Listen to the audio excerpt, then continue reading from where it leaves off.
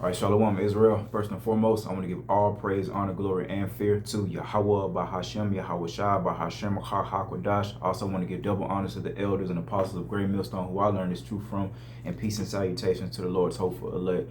All right, back at it with another epistle, man, concerning faith and everything that we're getting ready to go through. Namely, what's up next? This coming ice storm. All right, they're saying it's about what 200 million people that will be in the path of this storm, possibly if the Lord let it come to pass. And they are saying prepare for power outages, man. And it made me think through the spirit about everything that we went through. So back in the book of Exodus, we got to remember preceding our actual exodus up out of that guy, the Lord was plaguing Egypt with plagues, man. And one of the plagues that he did plague these guys with was darkness, man. All right.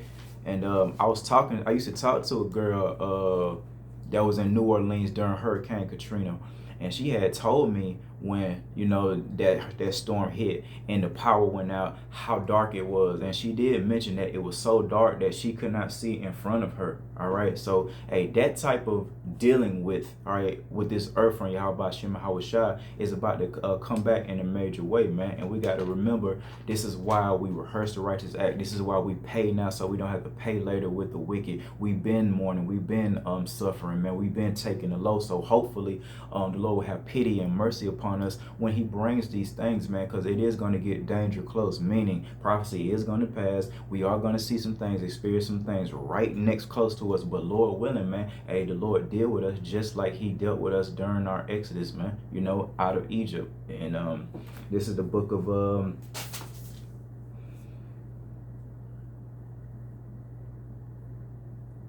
this is the book of Exodus, chapter 10, and we'll look at one of these plagues, and through the Spirit, we may go through a couple of the other plagues, but this is Exodus 10, and we'll start at verse 21. All right, and the Lord Yahweh said unto Moses, stretch out thine hand toward heaven, that there may be darkness over the land of Egypt, even darkness which may be felt. So the Lord is telling Moses, hey, do what you do. I'm gonna put, this power upon you, and I'm gonna bring the next plague, man. I do believe that this is the 9th plague, okay? And the Lord is saying he's gonna make it dark, so dark that you gonna feel it, man. And if you live in the country, anywhere on the earth, make no mistake about it, if there's no moon out and no stars out, and you out in a remote area anywhere on the earth, you will quickly find out how dark this earth actually is. How much more so when the Lord is actually bringing a specific plague. All right, it's so dark, it's thick, you can feel it on your skin. You can't even see in front of you. And I'll say, I've been in the country, I've been to Iraq, all right, and I have experienced that, it being so dark out there that you can't even see your own hand, man. How much more an actual plague, man, from Yahweh Hashem and Hawashah. Verse 22, and Moses stretched forth his hand toward heaven, and there was a thick darkness in all the land of Egypt 3 days, man. So 3 days it was just pitch black, and you couldn't even see your child in the house with you.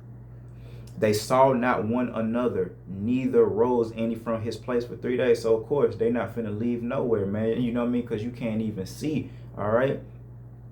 But here is the point. But all the children of Israel had light in their dwellings. What was written aforetime were written for our learning. So we got to remember this, man, as we get ready to meet these same plagues. All right, because we have prophesied the great tribulation, Jacob's trouble. All right, Matthew 24th chapter. I'll bring it out. The Lord gave us a list, if you will, of events preceding his second coming. And we do feel through the spirit and power of Yahweh Hashem Shah, we are in fact in those times. This is Matthew 24, and we'll start at verse 5.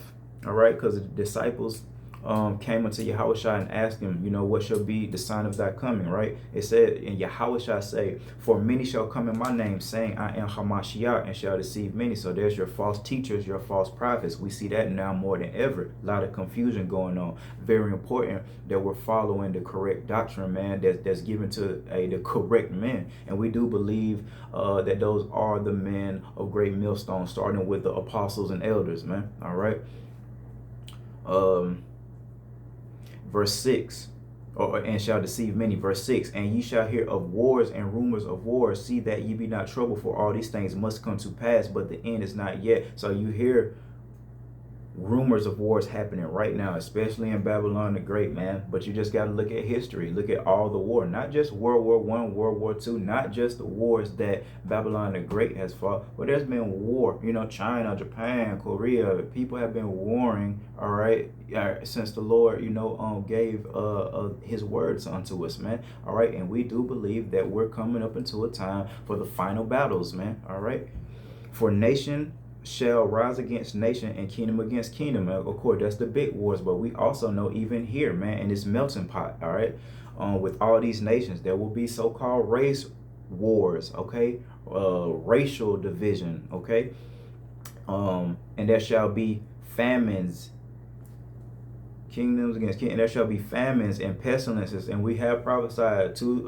types of famines: a famine of hearing this word, all right, and actual famine of food, man. Pestilences, and here is the point: earthquakes in diverse places, man. All these are the beginning of sorrows, and man, earthquakes, storms, tempests, and we'll bring that out as well. All these things are coming, all right, during Jacob's trouble, man. All right.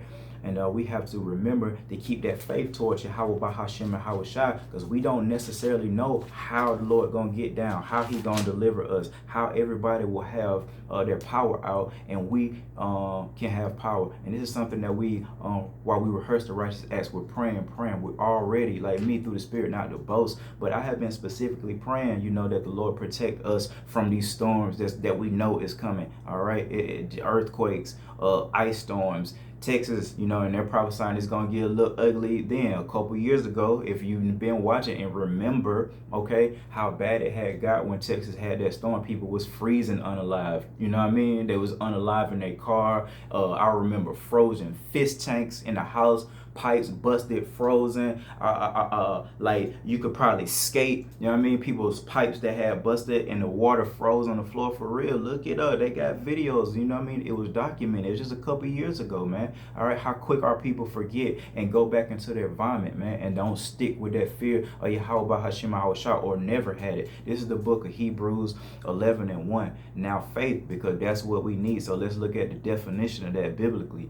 All right, now faith is the substance of things hoped for. And I was just going into that. We don't know how the Lord's going to do it. We don't know how we're going to be delivered out of a guillotine from the MOTB, but we have to have this type of faith, man. All right, it is the substance of things hoped for, the evidence of things not seen, man. So very important. We don't know, man, how the Lord going to do it, how He going to feed us, how He going to get our wives back to us, how, you know what I mean? Right? Like, we have no idea, man, but there lies that faith, man, and faith without works is dead. That's why we pray, all right? That's why we try to edify to the best of our ability, giving that diligence to make our calling and election sure, in hopes that if we do the right thing, amen, the Lord will give us light, man, all right? And again, hey, don't put the Lord in a box. I'm talking about now, like when this storm comes, very well, the Lord could get down like that, and these fools that didn't want to stir Yahweh Hashem Hawashai could be up in that house for a couple of days with no heat, all right, and no electricity, and however the Lord work it out, whether it's just straight up supernaturally, whether the Lord, a way He made it manifest to maybe your side, your grid, where the power grid at on your house, like these couple houses, didn't get that much ice or something, and you be good. But again, it comes with that faith, and again, faith without works is dead, man. We got to keep the law, statutes, and commandments, of course, to the best of our ability, because we are not perfect, man, but we strive for that, man. All right, but I want to go back to Exodus again, and I want to revisit maybe a few of the plagues that Yahweh Hashem Hawashai placed upon these clowns that had us in captivity in Egypt, Pharaoh and the crew. You know what I mean? So let's see the first plague that the Lord plagued ancient Egypt, and being the Lord say this Jacob's trouble was going to be a time like the earth has never seen before. And if the Lord has done this, if it has been 2 world wars, man, if Babylon the Great has experienced a Great Depression, man, it's finna get ugly. What are we about to see? All right, so we'll briefly go through these through the Spirit. So the first plague, water in the blood. All right, thus this is Exodus 7 and 17. Thus saith the Lord, and this thou shalt know that I am the Lord. So the Lord telling you, y'all finna know that I did this, man. All right. I will smite with the rod that is in my hand upon the waters which are in the river, and they shall be turned to blood. So this is the first plague. The Lord has plagued the water, all right, in ancient Egypt, all right, and made it turn into blood. All right. And let's see how far he took it. Verse 18, and the fish that is in the river shall die. So not only, like, but of course, all right, that's not water, that's blood. I guess the fish couldn't, maintain their state, so they had to die in that blood, man. It's not that H2O. And the river shall stink. So not only was the damn all the water turned to blood, but it was an unpleasant smell, man. And that's not fun. You can't be fly and you know what I mean? You want to like dare I say Disneyland. They be pumping smells in Disneyland. It puts you in that mood, of just happiness and folly. The exact opposite when the land stink, man. You know what I'm saying? You don't want to be there. You uncomfortable. You know what I'm saying? And the Egyptians shall loathe to drink the water in the river, man. And check it out, man. We're going to go on down. And the Lord spake unto Moses, saying to Aaron, take thy rod and stretch out thy hand upon the waters of Egypt, upon the streams, the rivers, the ponds, and their pools of water. So not only was it like this river here, this river there, the Lord made sure he played all the water in that guy, man. Okay. That they may become blood, and that there may be blood throughout all the land of Egypt, both in vessels of wood and in vessels of stone. Wherever there was water, when it rained, if there was water that was left on a rock, because some rocks can hold water, man. That's why they tell y'all, bro, hey, when not to, when you out there camping, putting that fire to that rock, because it explode if it got water in it, FYI. But it was everywhere, man. Everywhere that them Egyptians had water, okay, it turned into blood. Okay, that's the first one, man. All right, let's go see the second plague. This is chapter 8, Exodus chapter 8, and we'll start at verse 2. And if thou refuse to let them go, behold, I will smite all thy borders with frogs, man. And we're telling you, Esau, Edom, we're prophesying, you're going to persecute us. We're prophesying, once you persecute us, it's finna go down. You finna go into captivity for 1,000 years, man. And watch it happen. Just like the Lord, hardened Pharaoh's heart. He's hardened, our enemy's heart so they can, go against us. So, prophecy can come to pass, man. And we can receive the kingdom. Lord willing, we are those individuals, man, those spirits predestined for salvation. Verse 2, and if thou refuse to let them go, behold, I will smite all the borders with frogs. All right, so this is the second plague, frogs. Okay, and the river shall bring forth frogs abundantly. And remember, man, when the Lord says something is an abomination, his ways are higher than ours. You have no clue how detest, that is to the Lord. So same thing about abundantly. All right. So we ain't talking 100 frogs, my guy. All right. When the Lord say an abundance, we're gonna see what an abundance of frogs is. All right, which shall go up and come into thine house and into thy bedchamber. Very important that we understand how the depths of this judgment was on ancient Egypt, man. Not only did the frogs just come upon the land, no. You know how we are as people. Their bedroom, that's our place of refuge. It's supposed to be our place of peace out from the world. They bury your children, in your house, their bedroom. That's where you and your wife intimate. So they trying to run to the bedroom, close the door. If whatever they got going on back then, the Lord said, the frogs came into the bed as well, their bedrooms as well, brothers. All right, so this shows you, man, the Lord ain't nothing to play with. You thinking you can escape? Nah, the Lord, and it's gonna be like that during Jacob's trouble, especially for you wicked Israelites, man. All right. It says, upon thy bed. See, yeah, and it actually went upon thy bed, so you can't sleep. Because it frogs everywhere. You ain't getting no sleep. You ain't getting no rest. And they're going ribbit. And they stink. And it's slime everywhere. And again, this is an abundance. It's probably billions of frogs, dog. You know what I mean? Definitely millions to you know what I mean? And we'll see. Watch this. And we'll see the depths of how the Lord going. He's finna go on some more. And to the house of thy servants and upon thy people. So everybody, you know, that was against us out there, man, and into thine oven. So they couldn't cook nothing because the frogs was abundantly, man, their ovens, and into thy kneading throws, and the frogs came up both on thee and upon thy people and upon all thy servants, man. So not only did they just come across the land and where they cook, so they can't cook nothing, they can't go to sleep, and it's coming upon them. They jumping all on everywhere. Like I say, Jumanji. I was talking about like the movie Jumanji. It's all right, okay. And people think this is a game, a fantasy, a fairy tale, a story. It's a historical account, all right, of our exodus out of captivity, and we're prophesying the Lord finna do it again. And the way we're coming out of this, guy, it's gonna be strange, you know, to you people, man. All right, that's against Yahweh by Hashem and Yahweh Shai. And we'll check. Hey, look at the third one, man. The third plague. And I would like to make the point at verse 13. It says, "And the Lord did according to the word of Moses, and the frogs died out of the houses of the villages and out of the fields, and they gathered them together upon heaps, and the land stank." So, you know, after, you know, the Lord was done with that plague, you know, all the frogs died out, but, you know, they just had piles of dead frogs at that point, and then again the land stink. So the Lord was just plaguing ancient Egypt, just like he plaguing it now, man. You see what the thing called? Not potholes, but sinkholes, man. Bridges collapsing. The whole infrastructure of Babylon the Great is falling apart. New York City is infested with rats, man. They probably got billions of rats are crawling all out and definitely underground in them sewers, man. This place raggedy, all right? It was never designed, and especially how Esau Edom wrought, to last forever. You know what I'm saying? He too busy, you know, spending all the money on folly, Hollywood, and sports and stuff, rather than taking care of the people, building more farmland, you know, building more homeless shelters and things like that, you know. All right, in verse 16, this is Exodus 8 and 13. And the Lord said unto Moses, saying to Aaron, stretch out thy rod and smite the dust of the land, that it may become lice.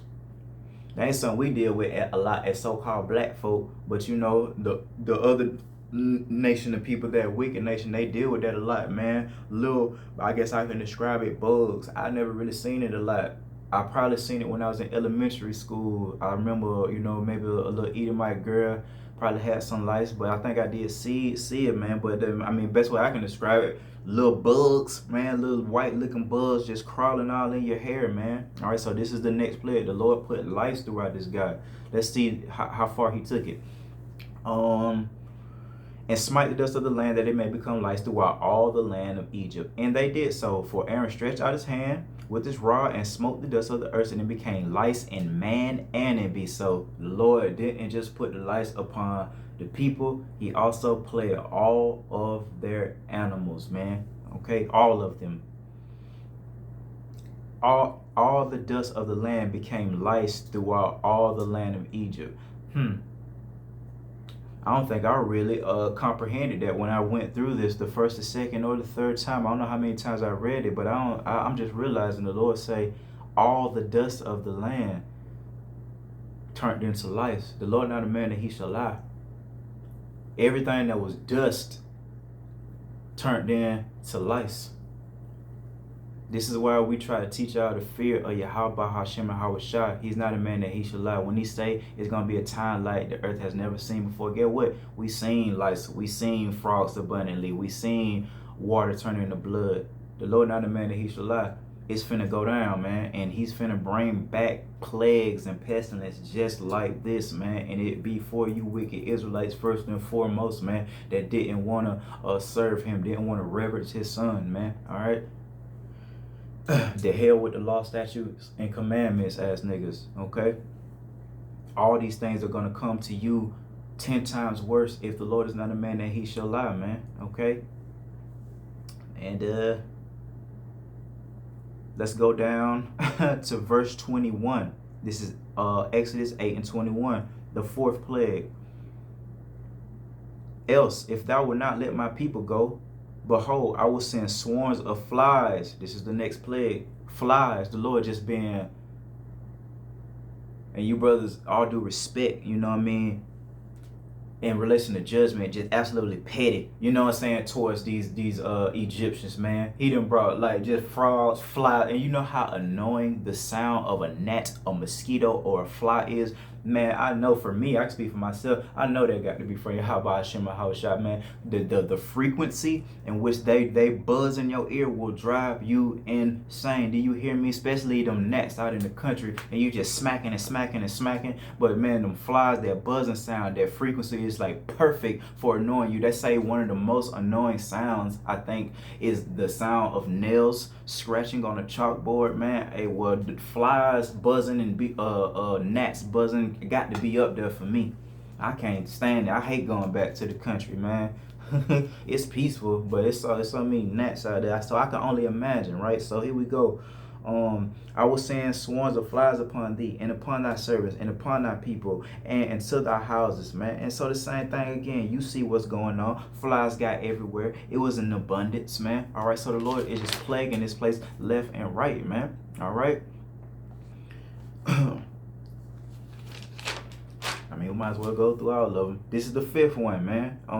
This is Exodus 9 and 3. Behold, the hand of the Lord is upon the cattle which is in the field, upon the horses, upon the asses, upon the camels, upon the oxen, upon the sheep, that there shall be a various grievous murrain, and that murrain is basically like a sore, all right, in relation to a disease. So the Lord then freaking plagued all their animals, man, with this murrain, all right, and it says, and the Lord shall sever between the cattle of Israel and the cattle of Egypt, because we had things a little, we had our own animals and things out there in our captivity as well, and the Lord makes sure that no harm or that disease and that sore, okay, that was upon the Egyptians' cattle, etc., it didn't come upon us, man. Same thing, remember about the darkness, it didn't come upon us, man. Same thing about this great tribulation, Lord willing, it won't come upon us, man, like that, you know what I mean?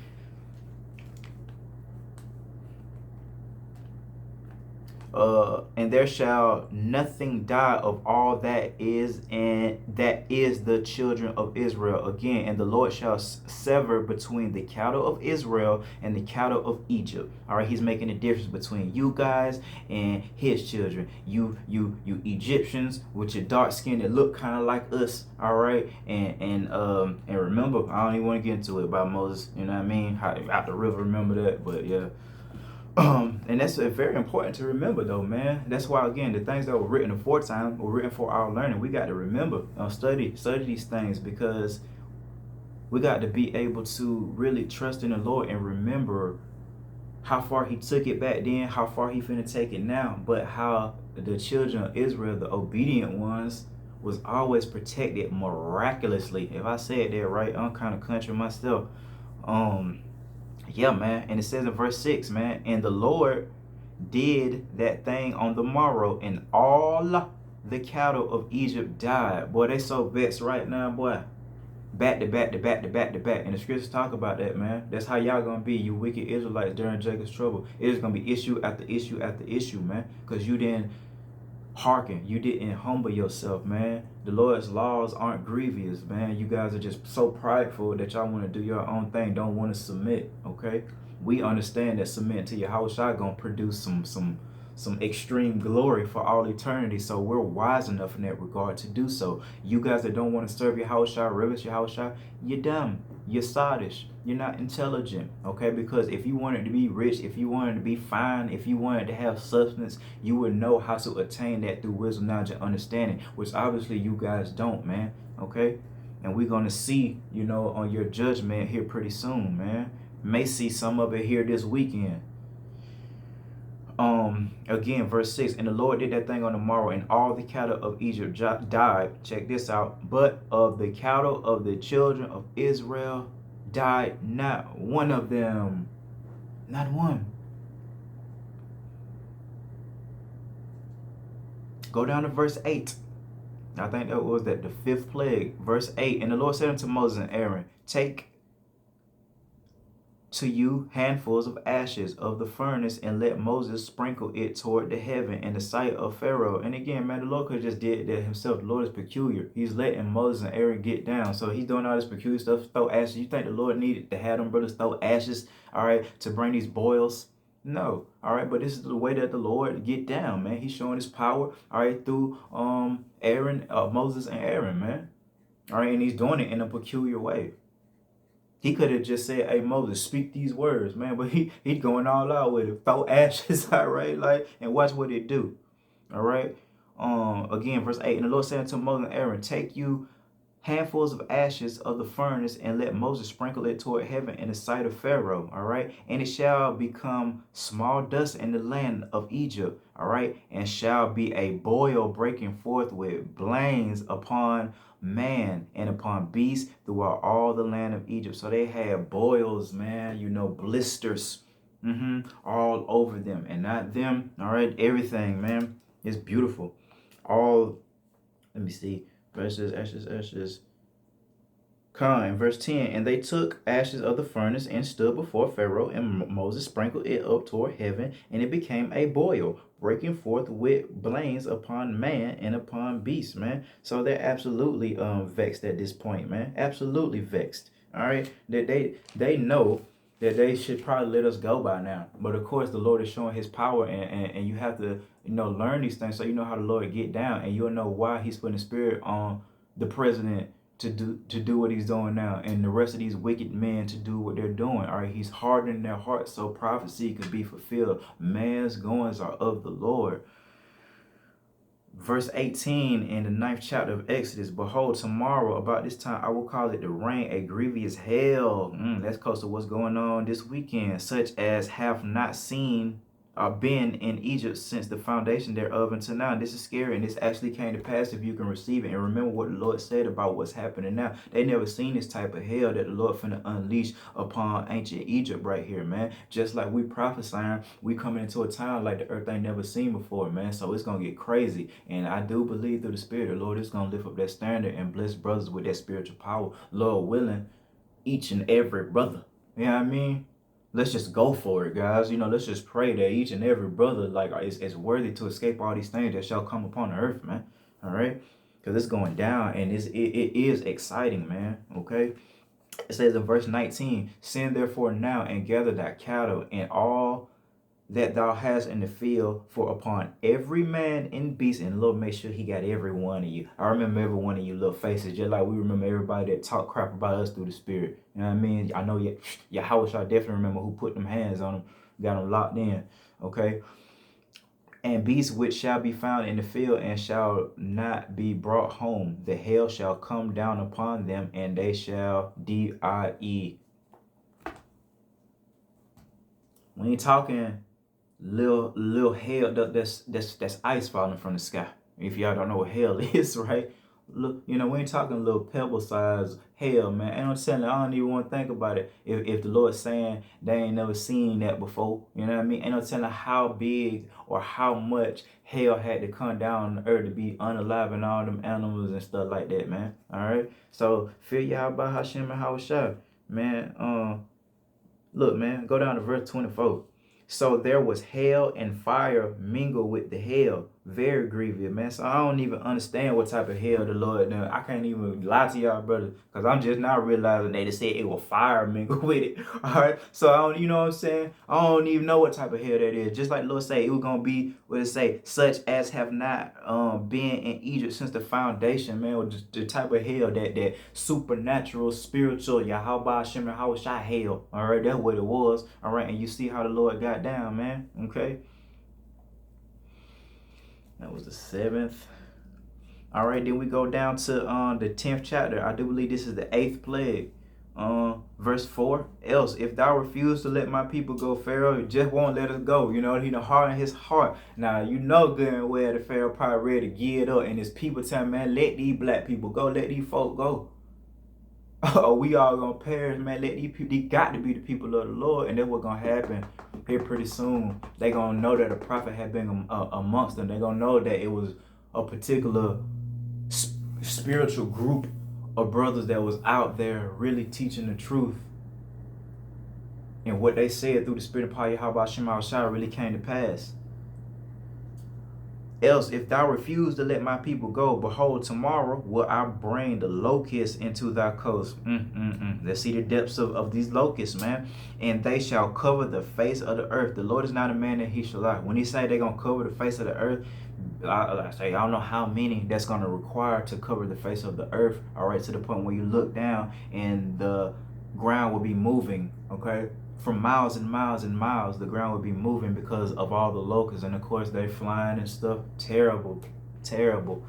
And you can't run from this, brother. You can't run into your house because we already saw that. You think you slick and you going just like you elite, gonna run into the depths of the sea, try to fly out into your bunkers and things like that, down in the earth, wherever you trying to hide, man. You know what I'm saying? It ain't gonna work. Judge, especially for you Israelites that's rich too. You think you just gonna hop on a jet? No offense, but look at how man's going to other Lord. What happened to Kobe and his daughter?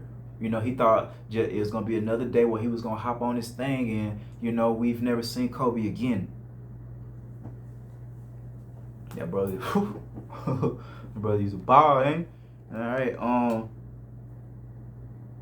And they shall cover the face of the earth. Verse 5, that one cannot be able to see the earth. And that's what I was just going to. You couldn't even see the damn ground, man, because it was just filled with locusts, man. And they shall eat the residue of that which is escaped. So, what? The Lord terrible, man. He's sent them to eat up the remnant thereof, man. All right, which remaineth unto you from the hail, and shall eat every tree which groweth for you out of the field, man. So there goes their food. There goes their food. The Lord has plagued their food by letting the locusts eat it all. Okay, and check out the depths of the judgment, man. And they shall fill thy houses. So again, yeah, they outside cool. I'm wicked, right? I'm a wicked dude. So I see the judgment of the Lord. I'm gonna just run to my house, right, and close the door. It says, they shall fill thy houses, and in the houses of thy servants, and the houses of the Egyptians, man. All right, which neither thy fathers nor thy fathers' fathers have seen since the day that they were upon the earth until this day. And he turned himself and went from Pharaoh. So there it is, man. Locusts everywhere. We're gonna go down, go down to verse. Oh yeah. We read that already, but we'll bring it out again. Verse 21, and the Lord said unto Moses, stretch out thy hand toward heaven, that there may be darkness over the land of Egypt, even darkness which may be felt. So that's that ninth plague, man. And here go the 10th. All right. The final blow, if you will, before the Lord put a spirit upon Pharaoh, man. It was like, enough. And then chased after us. You know what I mean? Then chased after us, lying. All right, this is the 11th chapter, and verse 4.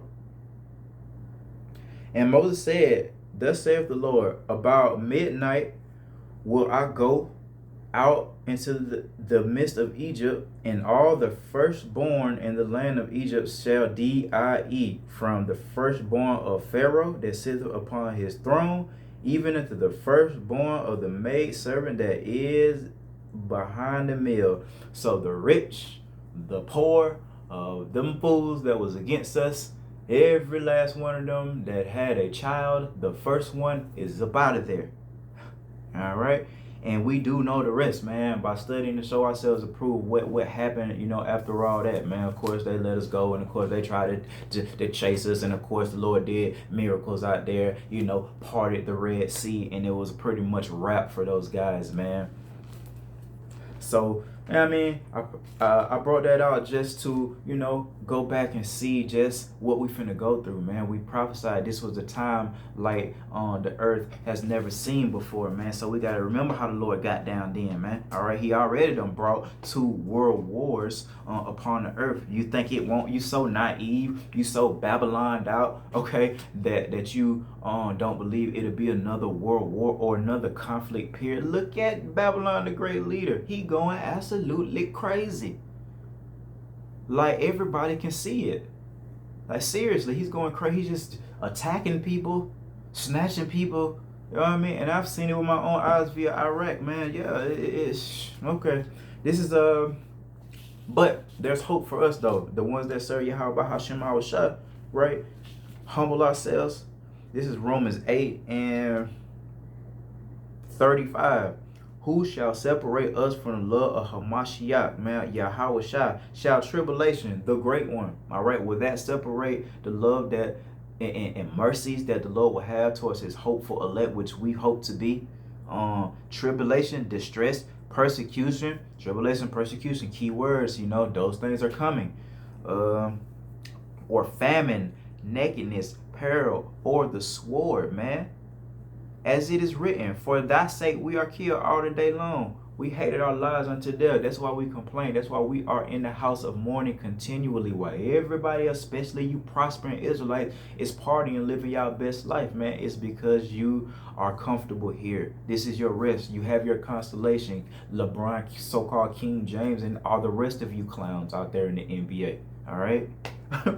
Living your best life, making a living, all right. And I ain't pocket watching no Israelite, man, but we know good and damn well that everybody in the NBA from that niggas that sit on the bench that ain't never came off that bench, I bet he got enough money to at least pay our bills, like for what, you know what I'm saying, our little rent and stuff like that. So who the hell are you niggas to be in our captivity, to be prospering like that, man? Especially in the name of Father. I could see if you was doing something, you know, to help the world and you got rich that way, boy, you putting a ball through a hoop, goofy.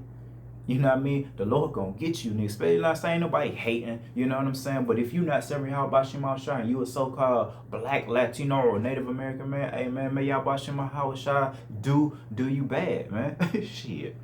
It is what it is. We fought too hard to like play with you Israelites that don't want to do what the Lord commanded, man. It says,